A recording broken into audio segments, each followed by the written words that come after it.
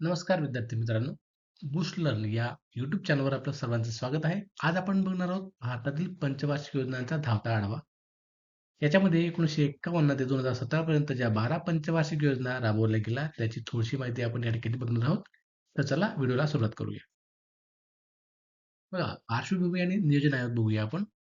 सुरुवातीला आपण पाहिलं होतं की पंचवार्षिक योजनांचा म्हणजे या पंचवार्षिक योजना ज्या आपण तयार करतो त्यांचा आराखडा किंवा प्लॅनिंग जे होतं ते नियोजन आयोगाकडे होतं आणि तयार झाल्यानंतर त्याची मंजुरी जी होती ती मंजुरी मंजुरी विकास परिषद करायची.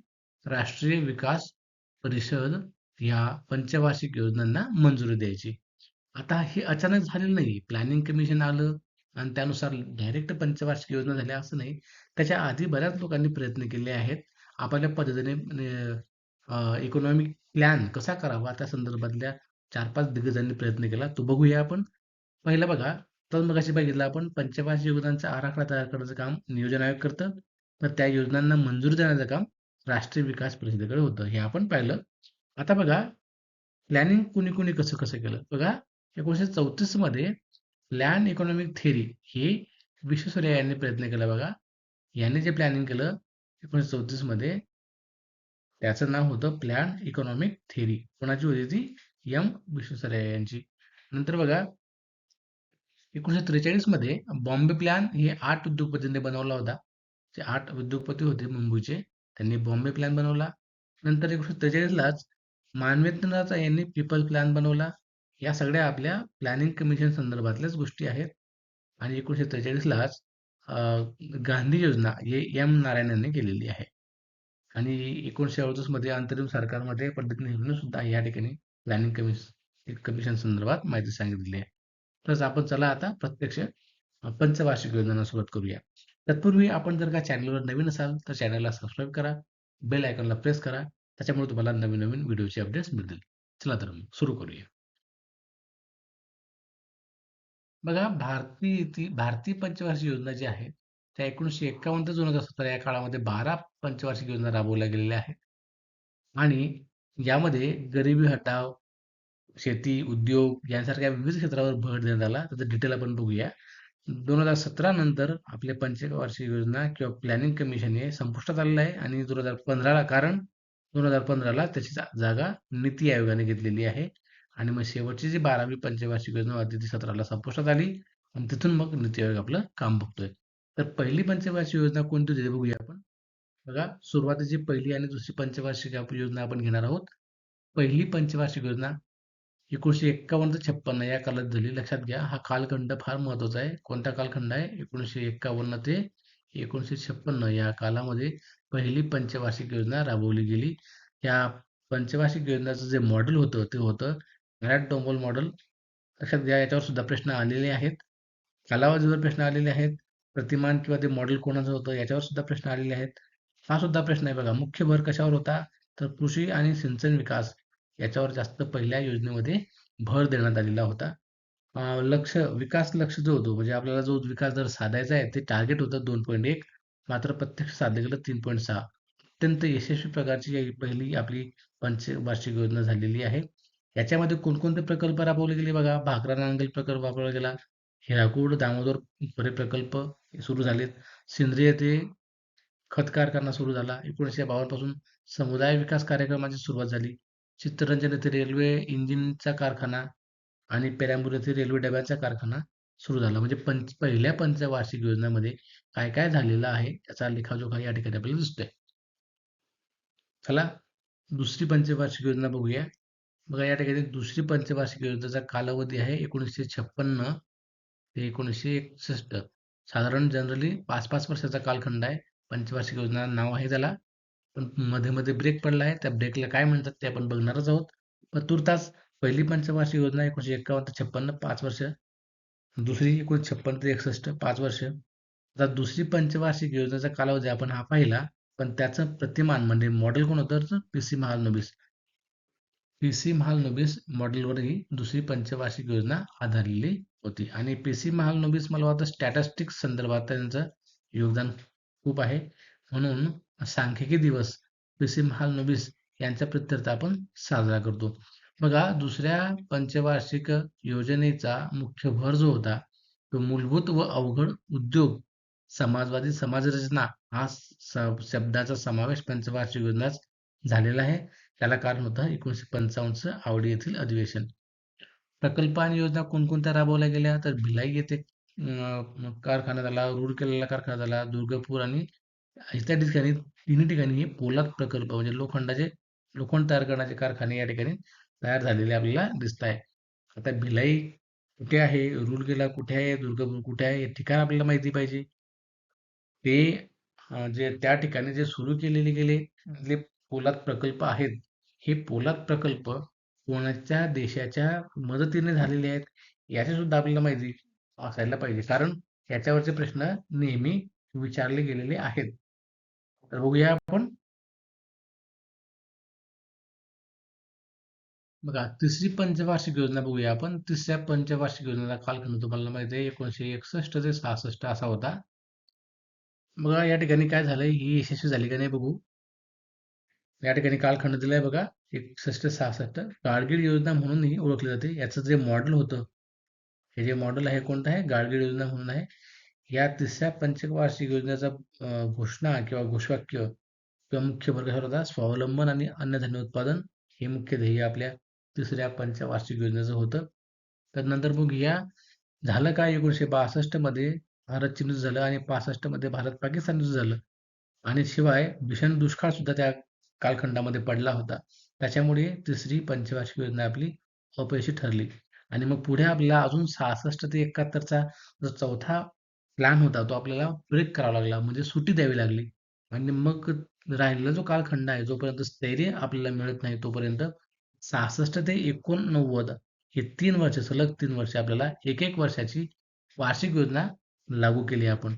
म्हणजेच ह्या पिरियडमध्ये आपण 66 ते 71 चा 5 वर्षाचा प्लॅनिंगला सुट्टी दिली, म्हणून याला योजना सुट्टीचा कालखंड म्हणतात. किंवा मग प्लॅनिंग या ठिकाणी आपण स्किप केलेलं आहे. म्हणजेच योजना सुट्टीचा काळ आहे 66 ते 69. याच्यामध्ये आपण काय केलं, 66 ते 69 या 3 वर्षाला प्रत्येक एका वर्षाचीच फक्त आपण प्लॅन केलेला आहे. दरवर्षी एकेका वर्षाचा प्लॅन ठेवून आपण या ठिकाणी अ, आपलं जे प्लॅनिंग जे आहे विकासाचं पंचवार्षिक योजनेच्या ऐवजी एक एक वर्षाच्या योजना या ठिकाणी आपण लागू केलेल्या आहेत. आणि याच कालखंडामध्ये आपण हरित क्रांतीची सुरुवात आपल्याला पाहायला मिळते.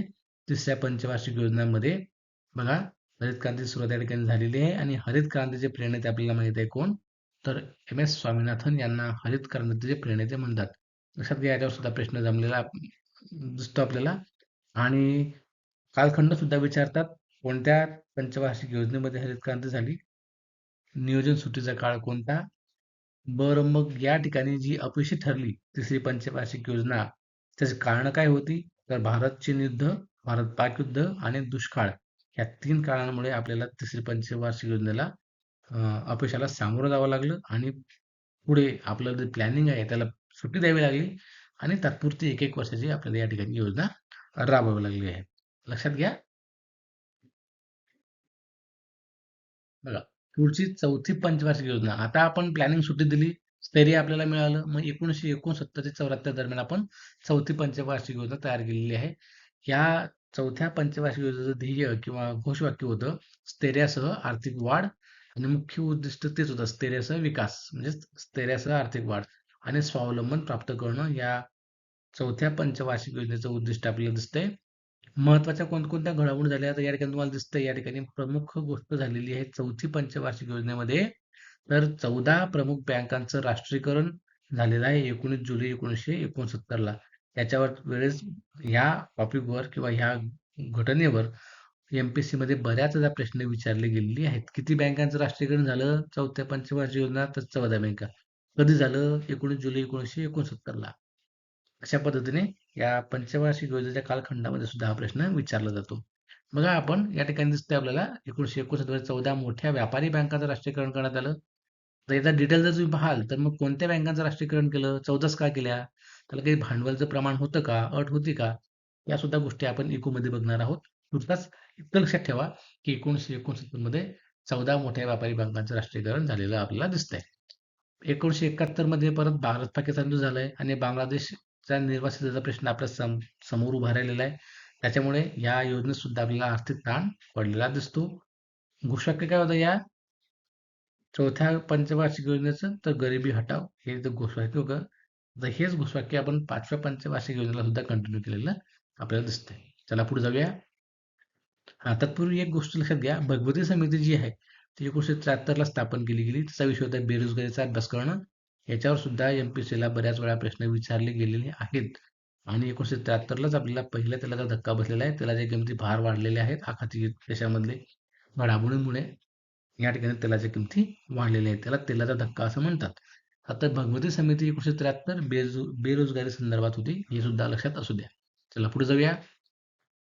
बघा 5वी पंचवार्षिक योजनाचा कालखंड आपण बघण्यापूर्वी त्याचं घोषवाक्य किंवा उद्देश काय होता तो बघूया. दारिद्र्य निर्मूलन व स्वावलंबन. ही 5वी पंचवार्षिक योजना 1974 ते 1978 हा त्याचा कालखंड आहे. जसं तुम्ही म्हणाले जर 5 वर्षात नाही हे 4च आहे. त्याचं कारण हे असं आहे, की 78 मध्ये मोरारजी देसाई यांचं जनता सरकार आलेलं होतं. त्यांनी ही 5वी पंचवार्षिक योजना मध्येच 1 वर्ष आधीच बंद केली आणि त्यांच्या पद्धतीने, त्या पक्षाच्या पद्धतीने प्लॅनिंग कमिशन त्यांनी किंवा त्या योजना राबवण्यास सुरुवात केली.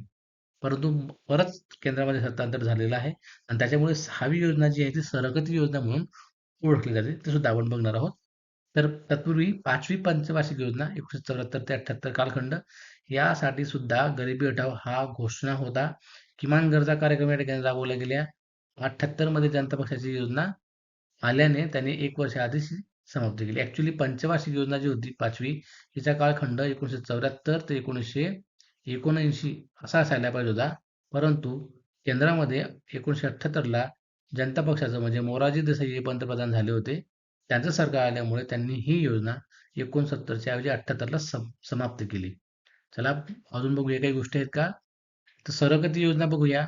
1978 ते 80 हे 2 वर्ष डी टी लाकडवाला यांच्या प्रारूपावर आधारित ही योजना तयार केली गेली. सरकती योजना.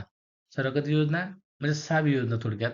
1978 ते 1980 या 2 वर्षासाठी डी टी लाकडवाला यांच्या प्रारूपावर ही सरकती योजना लागू करण्यात आली.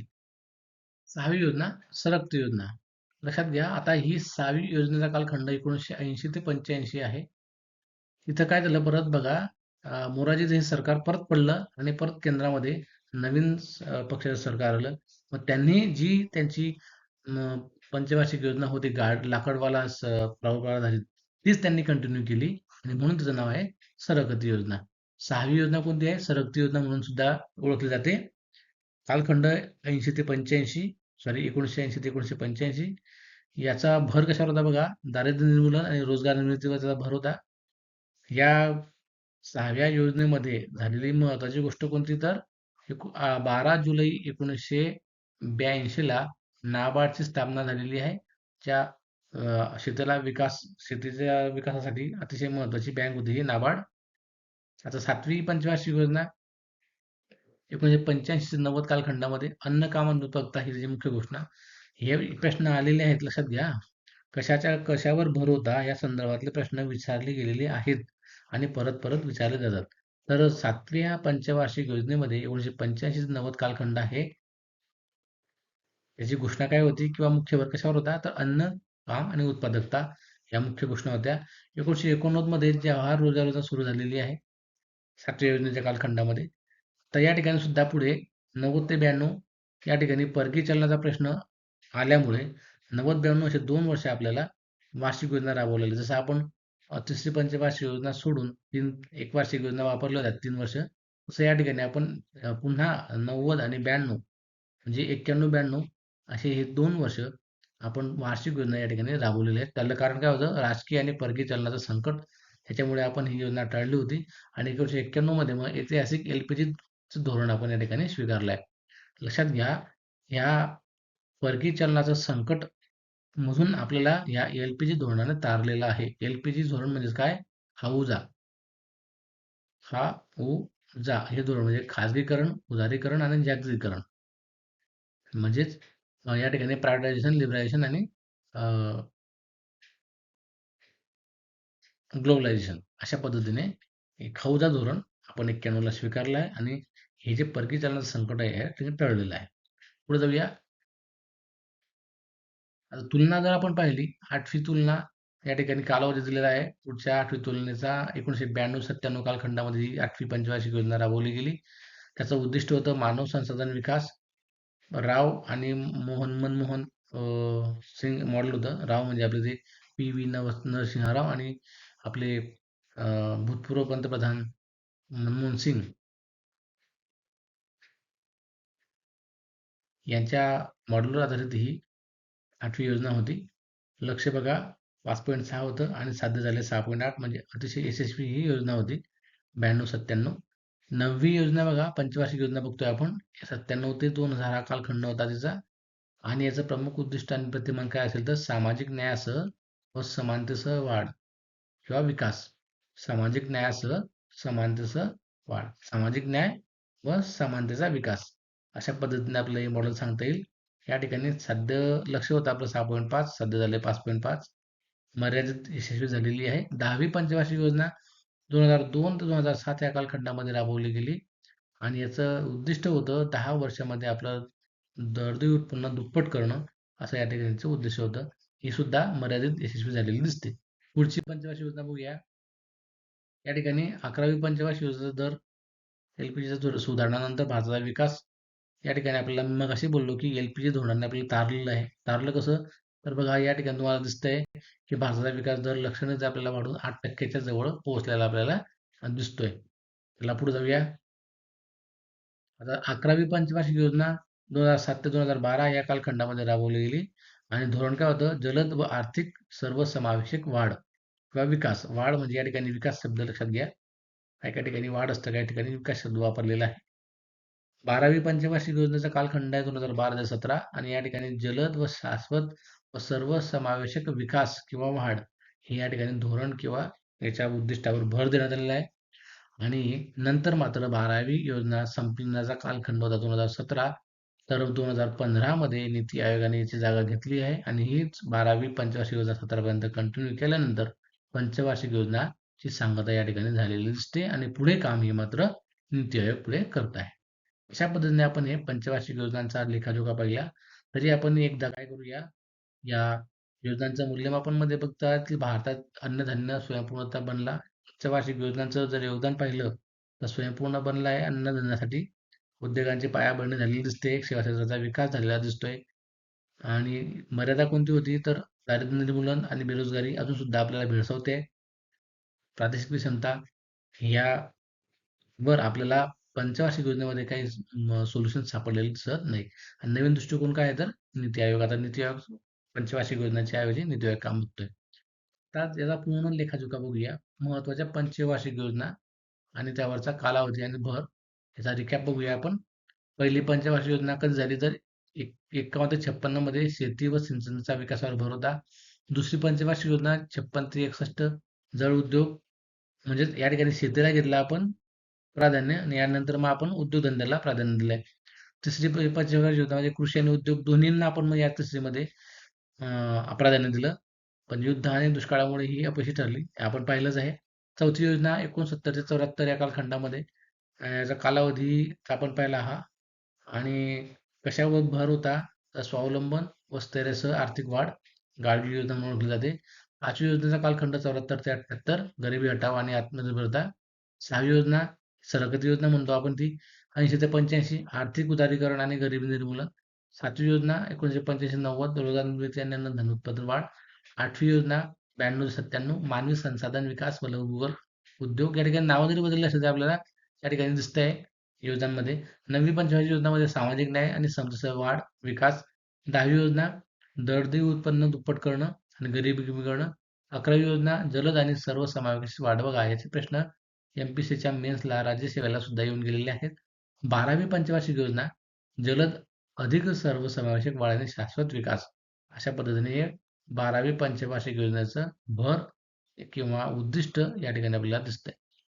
विद्यार्थी मित्रांनो आपण या ठिकाणी पंचवार्षिक योजनांचा अगदी थोडक्यात धावता आढावा घेतलाय. व्हिडिओ तुम्हाला कसा वाटला नक्की कमेंट करून सांगा. धन्यवाद.